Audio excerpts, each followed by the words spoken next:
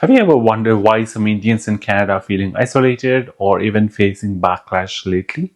Well, it's not always about politics or cultural differences. Sometimes it's the small everyday things we do that make a big impact. Things that might seem normal to us but come off differently to others around us. So let's talk about some real reasons, those everyday actions and behaviors that might be leading to tension and how we can shift that narrative. And this video is not to demean anybody or disrespect anybody or look low on somebody or the community that I belong, but it's only to educate some people around there. And trust me, this is one conversation you won't want to miss. Moving into a new country is never easy, right? You got to find a job, make friends, learn the norms, and most importantly, fit in without losing yourself in the process. Canada has always been known for being welcoming and diverse, but lately, some of us have been feeling a little left out. For a moment, let's think about it. Sometimes it's because of misunderstandings, but other times we might unintentionally be stepping on toes. And like I said, this video isn't about blaming or pointing fingers, it's about understanding, adapting, and becoming better neighbors in a place we now call home.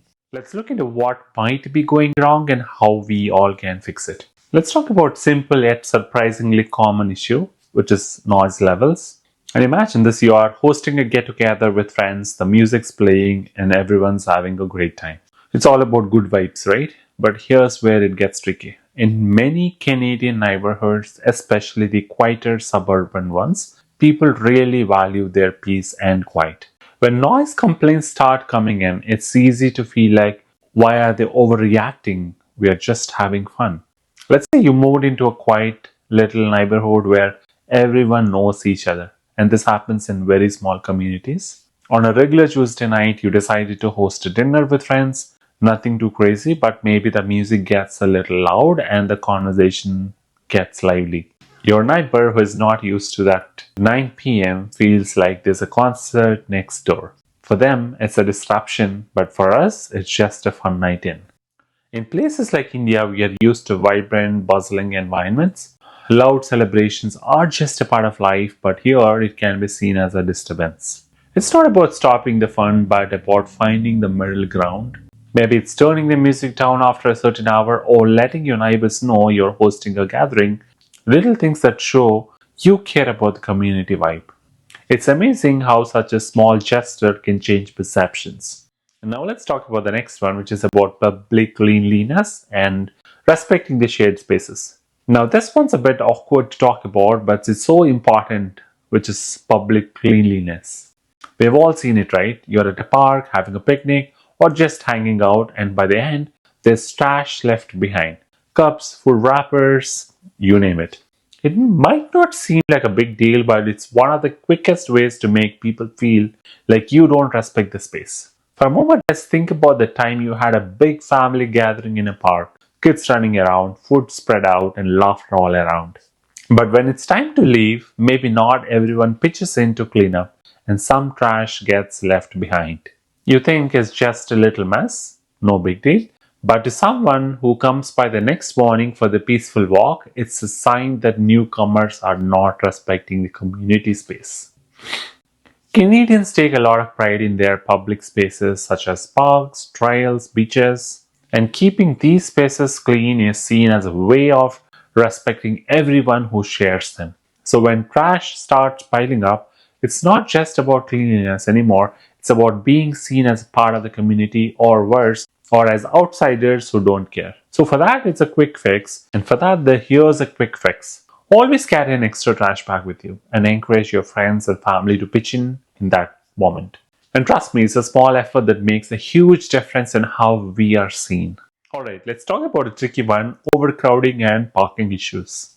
It's a weekend and there's a big festival happening at the local temple or community center. Everyone's excited, dressed up, ready to celebrate. But here's the challenge. Hundreds of cars show up and suddenly the entire neighborhood's parking is taken over. Residents who are used to having a spot near their house can't find a place to park. Remember those big celebrations back home like Durga Puja or Navratri where the whole community comes together? Now picture that, but in a quiet Canadian neighborhood where folks are not used to such large gatherings. Suddenly, there's double parked cars, traffic, and noise, and it starts feeling like chaos to those who are not part of it. It's like bringing a festival to a place where people just wanted a quiet Saturday. And this kind of overcrowding can make people feel like their space is being invaded, even if that's not our intention. And it's quite easy for resentment to build up when locals feel that their needs are being ignored. What do you think is the solution for this? It's pretty simple. Try carpooling to events or work with organizers to arrange for extra parking or shuttles. And it would be even better, reach out to the local community boards beforehand so they know what to expect. It's all about showing that we care about everyone's experience and not just our own. And now, this is my favorite of all, and that's something which is interesting, which creates tension. It's about job market competition. I know we are all here to build a better life, and that starts with landing a good job. But here's where it gets complicated. Sometimes, in our eagerness to succeed, we might cut corners, maybe by tweaking our resume to fit the job requirements a little too well, or taking roles for lower pay just to get a foot in the door. Think about a time when you or someone you know felt the pressure to land a job quickly. Maybe you just arrived, bills are piling up, and you need to make it work. So you adjust your resume to match the job description. Maybe you downplay certain skills or accept a salary that's below market rate just to get hired. So what happens next? Employers might start expecting others to accept lower pay too, and that can mess up the job every market for everyone. And that's exactly an issue which is being talked about a lot these days. And the locals might see this and feel like the job market is becoming unfairly competitive, that newcomers are not playing by the same rules. Well, it's not about just getting a job, it's about keeping the playing field fair. And we all want fairness, right? And what do you think is a better approach for this? So focus on your unique skills, build genuine connections, and remember that the right opportunity will value you for what you bring to the table. And it's all about showing that we are here to contribute and not just compete.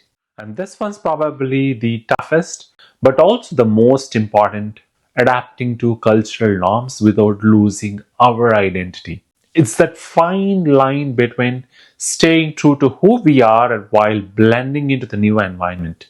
For example, in Canada, people place a lot of emphasis on being polite, respecting personal space, and standing in lines. Yes, even at the bus stop. It might sound small, but these little things can have a big impact on how people perceive us. Have you ever been in a grocery store and when the cashier says, "How is your day going?" you're caught off guard wondering if they actually want to know? In many cases, it's just a cultural way of being friendly, not a real deep conversation starter. Or think about standing too close in a queue. Back home, it's normal, but here it might make others uncomfortable. These small social cues like saying thank you to the bus driver, respecting personal space, or even just learning how to engage in small talk can be the difference between feeling welcomed or feeling like an outsider. And I'm sure you might have had these conversations about weather, and every single person loves to talk about weather in Canada. Do you agree? That could potentially be your icebreaker to build a conversation with a stranger on the road, or anywhere for that matter. It's about learning the little things that make a big difference in everyday interactions. The more we understand and adapt, the easier it becomes to build genuine connections. Lastly, let's talk about building trust through engagement. It's not just about fitting in, it's about being seen as a part of the community. A lot of times, newcomers might stick to their own circles, which is understandable. It's comforting, it's familiar, and you want to be in a comforting. But it can also make others feel like we are not interested in being part of the larger community. Think of a time when a neighbor invited you to a local event or a barbecue, but you turned it down because you didn't know anyone there. It's quite easier to say no and stick with what's comfortable. But here's the thing, each of those missed opportunities is a missed chance to build relationships, to show others that we are not just here to live, but to be part of the community. But here's the thing, each of those missed opportunities is a missed chance to build relationships, to show others that we are not just here to live, but to be part of the community. Engaging in local events, supporting small businesses, or just having a chat with your neighbor can go a long way in building trust. It's these small steps that help people see us as more than just newcomers. They see us as neighbors, as friends. It's all about finding those opportunities to connect and showing that we are here to contribute to the community as much as we benefit from it. That is all you have for today. It's not always about the big things, it's the little everyday actions that can change perceptions. The goal is not to change who we are, but to understand the impact we have on the communities we join. It's about being mindful, being considerate, and being open to learning new ways of doing things. I believe that when we take those extra steps, we don't just make our lives better, we make life better for everyone around us. And thank you for watching Retails, and I hope this gave you some insights into how we can build stronger, more welcoming communities together. Before you go, I would love to hear from you. What's been your experience with adapting to a new country or a city? Have you faced similar challenges? Drop your thoughts in the comments and let's keep this conversation going. And if you found this video helpful, don't forget to like, share, and subscribe for more insights on navigating life in Canada and beyond. I'll see you in the next one.